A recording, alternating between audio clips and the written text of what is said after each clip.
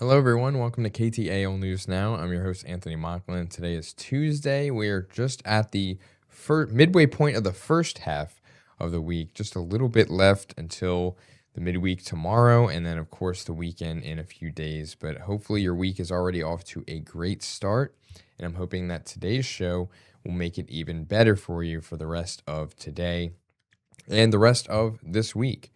And thank you for tuning in to KTAL News Now. We stream every day, Monday through Friday at 12 p.m. on KTALnews.com. We have a lot to talk about today, but first let's get a little sneak peek at the weather as more hot weather is expected throughout today and the rest of the week.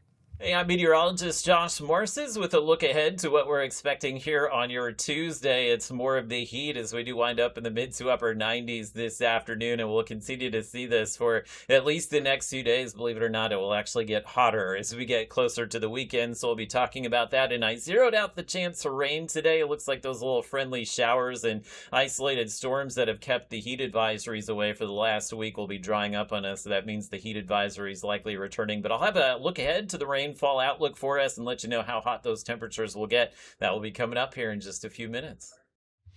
And for all things weather, you can visit us at KTALnews.com. But in some sports news, as we take a look with football season coming up, specifically high school football, as we highlight Linden Kildare, who has gone 2 years without a win.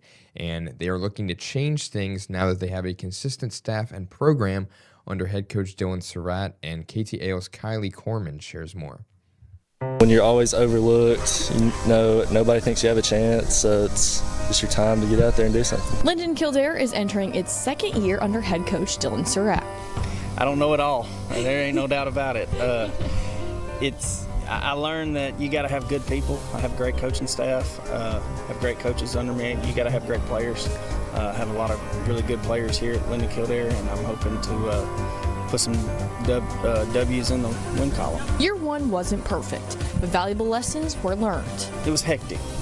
It was, you think you have all the answers until it's your answers, but, good thing is I had great guys to depend on and lean on, and I have a lot of great mentors that I can count on to call and ask questions and things like that. And I talk to the kids too and kind of get their feedback and see where they're at on things. This year, the Tigers look to their veterans for talent and leadership. Anywhere he asks me to go, I perform my best at that position and do what he asks of me.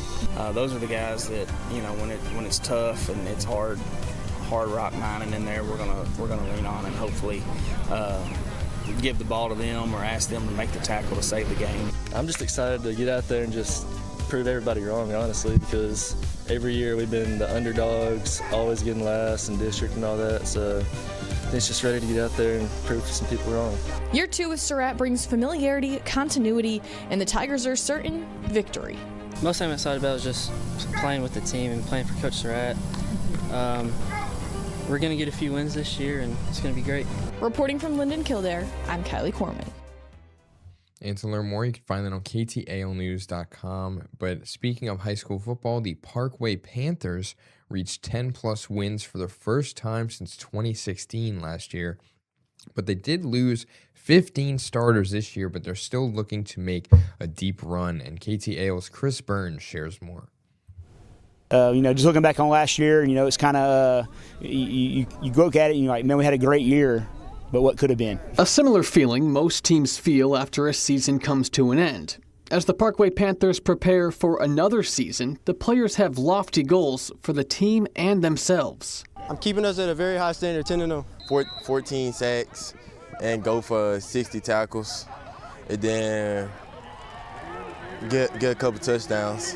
1,500 yards, 15-plus touchdowns, and take my team far in the playoffs. But this isn't the same team as last year. With so many pieces walking out the door, it's time for the regular contributors to become the regular starters. They're going to be seniors, so it's not like we're replacing them with young faces. There's guys that got in games last year, have some experience, just not the starting experience. It's no secret a lot of high school football programs use their most athletic players on offense.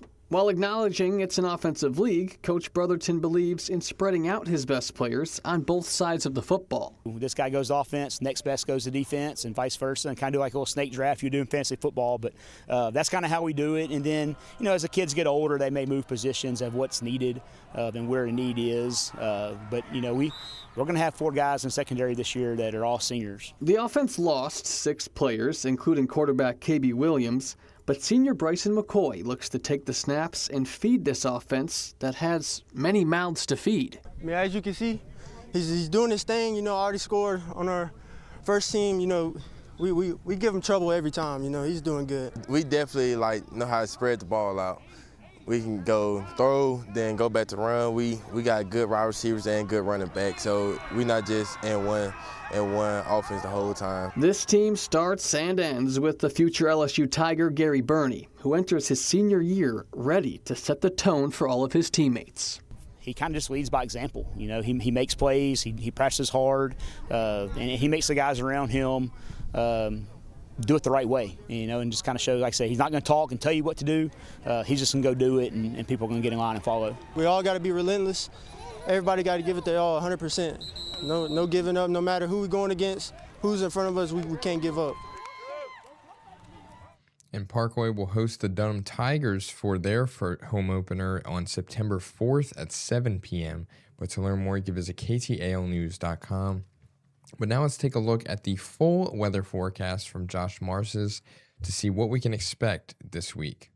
Hey, I'm meteorologist Josh Morses with your midday weather update, and you're not likely to feel any changes today as far as the weather is concerned. Same kind of weather we had Sunday and Monday will roll into today, but we do expect we'll begin to feel and see some changes a little later this week. But I've dropped the rain chances to 0. It does not look like we're going to see any of those pop-up showers that we've had for the last week or so. And as this area of high pressure, the big blue H that you see over by Florida, continues to move towards us, it's really going to cancel out any rain chances that we've had here. So those afternoon showers that have kept us a little cooler at times over the last week or so will be going away. So that means the heat advisories are likely coming back soon. And you can see they've definitely been closing in on us as the week has gone on here. Our trigger for the heat advisory locally, anytime that heat index gets up to about 105 degrees today, with those temperatures in the mid to upper 90s, factor in some of the humidity that's out there. The true feel to our temperatures will settle in about 103 or 104 this afternoon. So we're really close to that. So again, if you're working outside today, just continue to do the things that have kept you nice and comfortable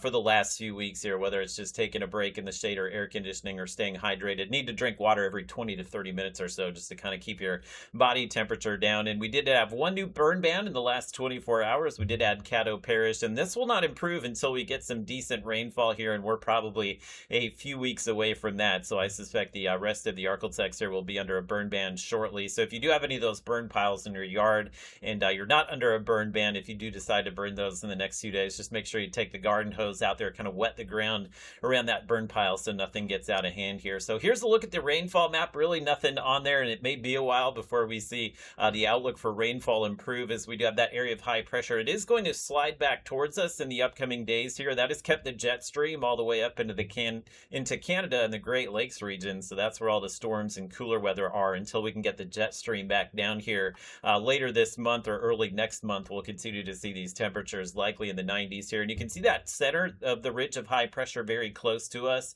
a little later this week and over the weekend. So that's when we may begin to see the heat advisories return. And not out of the question, if we go a few more days without rainfall, we'll likely push towards 100 as the ground will get a little harder and it will soak in a little more of that heat. So it'll become increasingly likely that we'll get close to that triple digit mark over the weekend. Now, we did start our tropical updates yesterday. It's been a very quiet hurricane season. We've only had 2 named storms so far, and those were just tropical storms. So we've still yet to see a hurricane anywhere close to us. Nothing being monitored in the Gulf, but we showed you yesterday there were 2 spots out there in the Atlantic, and the Hurricane Center continues to monitor these tropical waves that are moving off the coast of Africa. One of those waves here does have a high chance of becoming a named storm. I believe the 3rd named storm would be Cristobal later this week, where they're dealing with a tropical storm or a hurricane there. Not likely to have any impacts on us. So our, again, short-term and long-term concern will continue to be the hot and dry conditions here. Triple digits by the weekend. Overnight lows will stay comfortable in the low to mid 70s.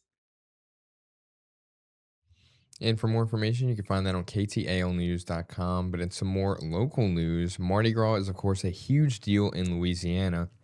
But little do people know that there is a crew for almost anyone. And KTAL's Lynn Vance shares more.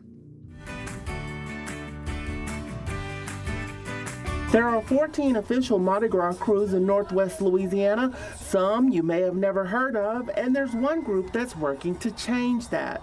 The Northwest Louisiana Mardi Gras Captains Council. Basically, our function is to spread Mardi Gras information about events and crews throughout the Northwest area of Louisiana. With 14 official crews, there's something for everyone. If you're interested in joining, they say visit a couple before you decide and ask questions. I guess I would ask, do you have a ball, a coronation, and a parade? Are these three things super important to me? What is involved in my membership? Do I get to go to the event? Do I get to go to do I get these tickets for free? If you're interested in starting an official crew, it must be sanctioned by the Captains Council. If someone wanted to form a new crew, they would need to submit a letter to the Captains Council, and we would put them on a probation period of 2 years where they get established, and then they can formally join the Captains Council and go through another year of probation under the Captains Council's guidance. Many crews raise money for nonprofits or volunteer for local groups, and they also bring lots of money into the economy.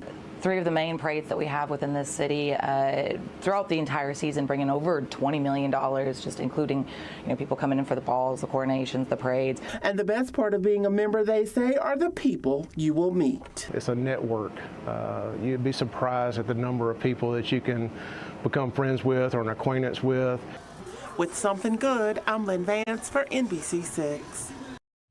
And to learn more, you can find it on KTALnews.com. But in some more local news, the Caddo Parish Commission is continuing its discussion on AI data centers, and they are currently working toward voting on 2 resolutions dealing with potential environmental impacts. KTAL's Grace Jensen shares details from the last Natural Resources Committee meeting. During last week's Natural Resources Committee meeting, Caddo Parish commissioners further discussed the data center project in Caddo Parish. Though not a member of the committee, Commissioner John Paul Young spoke about a private informational hosted by Amazon and Stack Infrastructure. Young noted the lack of full transparency and that attendees were only able to verbally share the information they were given with the public. And I think that's scary, but I want to urge all the data center folks who might watch this to hop to it and start talking to the people right now instead of making us wonder what's going to happen to us. Commissioner Roy Burrell asked Parish Attorney Donna Frazier what control they have over data center development. Attorney Frazier says if a data center is built in a zone that is not for industrial use, there is no control other than localities enforcing state building codes, sanitation ordinances, and compliance with any Department of Environmental Quality regulations. So the state itself doesn't have any more control than the locals do? That's what I'm understanding you say. In other words, if the data centers are coming here, then if the state permits them to come here, then can we stop them from coming here? No, sir, you can't. Okay. During the commission work session meeting that immediately followed, Commission President Gregory Young spoke to that point, saying the support for data centers go from President Donald Trump to House Speaker Mike Johnson and Governor Jeff Landry. They approve these data centers. What we're trying to do is be honest about it. There's nothing material that we can do to stop data centers. Nothing. We don't have that level of authority. Commissioner Chris Crackman spoke about his disagreement on what was discussed in the committee meeting. And we have folks on this body that says if you don't like, data centers or what's going on, then you shouldn't be on your phone. You should put your phone away and all this stuff. That's misinformation. I mean, I want to know at what point when these 3 data centers, including Benton, aren't built, that this sucker's going to stop working. How is it working now? The resolutions that were up for discussion outlined Amazon's collection of rainwater for cooling and an independently done environmental impact study. In Caddo Parish, I'm Grace Jensen. And to learn more, you can find that on ktalnews.com. But speaking of AI data centers, as Louisiana continues to announce multi-billion-dollar projects for them, a new report raises questions about whether the state can handle the electrical and financial demand. To hear more about this, I got to speak with the executive director for the for Affordable Energy, Logan Atkinson Burke. I'm the executive director for an organization that for the last 40 years has worked to make sure that people in Louisiana can keep the lights on. What that means is we get involved in decisions and in proceedings at the Louisiana Public Service Commission, the New Orleans City Council, and on occasion at the Louisiana Legislature. We represent the interests of residential ratepayers, folks who are just trying to pay the bills and keep the lights on. But our mission is twofold. We think that affordability is not just the bill that you get at the end of the month, but it's also all of the other external costs. For example, what is it costing a family who might live next to a polluting power plant? What is it costing Louisiana to be so invested in fossil fuels that may threaten our future here? So we really take a full holistic view of what the costs are for everyday people. And what concerns do you have about Louisiana's rapid push for all of this AI infrastructure? So our concerns are many, but one of the top ones is the enormous scale of the build out for power generation to serve data centers. Data centers in Louisiana are relatively new at this scale. So there have already been a series of data centers built here in the state to serve small sort of cloud-based serving and cloud storage purposes.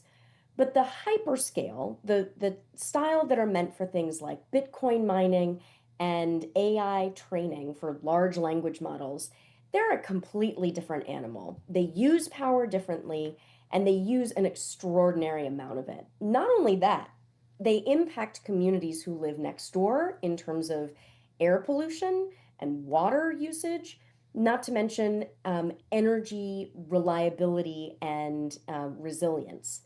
So one of the concerns that we have is that people's bills are going to go up, as we've seen has happened all over the country, and that the reliability of the grid is simply not prepared. We are not prepared for the way these data centers use power. And what questions should policymakers be asking before approving projects like this? We think that regulators in Louisiana need to be asking the questions about what kind of confidence we have that these data centers are going to be around long enough to pay off the long-term costs of these facilities that are being built to serve them. Typically, the kinds of power plants that are being built, for example, to serve Meta, last 30 to 40 years. The data center and the AI industries in particular are so new, it's hard to really understand what kind of longevity they're going to have. We already know, for example, that the computing systems that run these facilities have much shorter lifespans. And these data centers are going to have to make many investments over time if they want to remain there and continue doing this work as they are planning to. But what that means is that everyday Louisianans could be left holding the bag, could be left to pay for power that isn't needed if these data centers either get more efficient, which we probably assume that they will, or if they decide to move on to a different state. Or if the ways in which AI or data centers are operating change entirely. What we've seen in this industry is enormous change just in the last couple of years. And so when we're looking at investments like gas-fired power plants that are meant to last more decades than that, it all means that we need to be asking real questions about the long-term future for Louisianans. And you mentioned how the electrical grid of Louisiana is not equipped to handle this sort of power. Could you dive a little bit more into that? Sure. One of the challenges with these kinds of large-scale AI training systems is that they use power in a way that can ramp up and down very quickly. Most gas-fired power plants, for example, require hours or even days to come up to full capacity, full running ability to serve this load. What that means is, let's say I am running a data center that has an enormous amount of demand, and suddenly I turn it off. The grid has to be able to respond to that. And we haven't built a grid that is able to do that. We've built a grid that is used to demand from refineries or homes or businesses, but not this kind of these kinds of data centers. What we've seen in other states, like in Virginia, is that when this fast ramping up and down can happen, the whole grid can be vulnerable and threatened. And it really takes a lot of additional work and money to make sure that everything stays up and running. In places like Texas, the legislature has required that if the grid is strained, data centers have to be the first ones to be interrupted. That way, if there's any kind of threat to other people, to hospitals and everyday residents, it's data centers that are interrupted, not people who demand and require power for life, health, and safety. Yeah, I mean, the report said that 2 proposed projects could require enough electricity to power 5.7 million homes. Like, I don't even know, like, how do people justify that, or how, like, what plans are in place to kind of account for that? Because that just seems like absolutely insane. That's what is so wild, and why we are urging caution and not this lightning fast approach that means we're not really understanding all of the outside impacts. Because we've never seen anything like this. Louisiana, which is really used to big industrial utility customers, our grid was built for a different kind of usage. We just aren't prepared. And what's interesting is it's not just organizations like ours that are calling a flag on this question. The National Energy Reliability Commission, which is the agency that oversees and calls balls and strikes on reliability concerns, has issued an advisory about this very issue recently, and has called into attention that regulators and utilities really need to be planning and paying attention to how they intend to respond to these massive changes and shifts in our energy systems. And how should community members be reacting? Like, what should they be asking when, let's say, a major data center project is proposed in a nearby town that they live in or live near?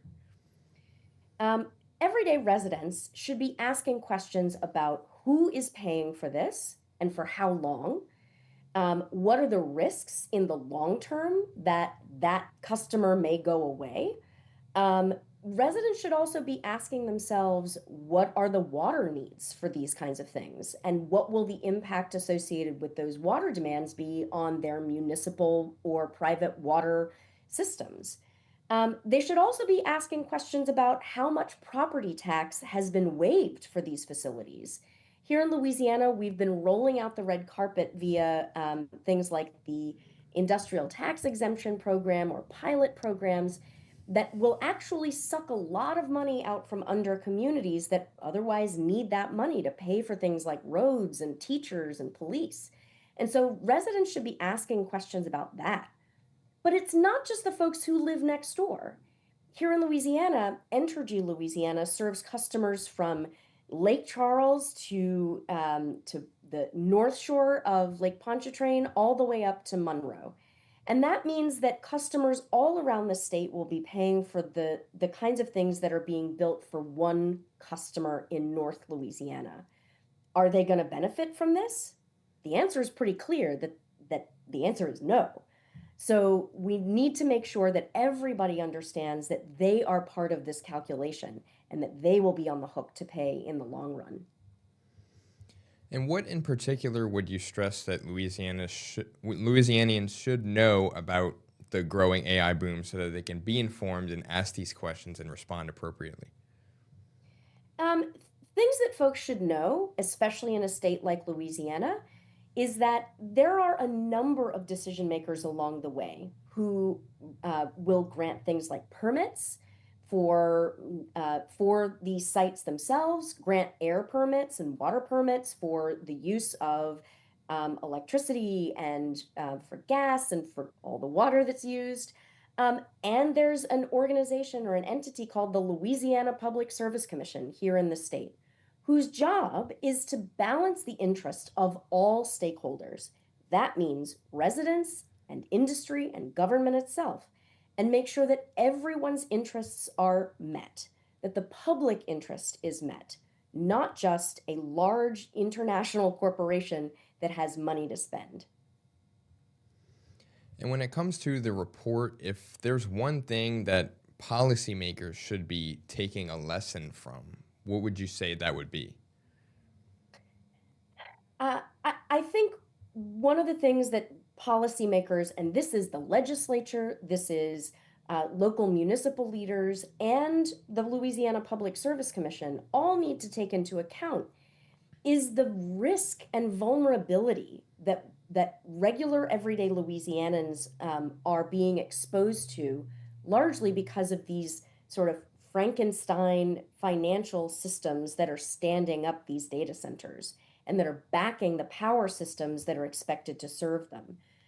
These are new financial models that lots of folks who are smarter than I am, who work in the financial industry, are saying are really concerning, and we just don't know enough about them. There's a lot that's happening kind of behind veils of corporate secrecy, things like NDAs, things like nested corporate structures that are keeping information out of the public eye. And I think everyday people and decision makers need to ask the questions: why the secrecy, why NDAs, and what are the possible outcomes if something goes wrong? And while you were researching this report, what was the most surprising thing that you found?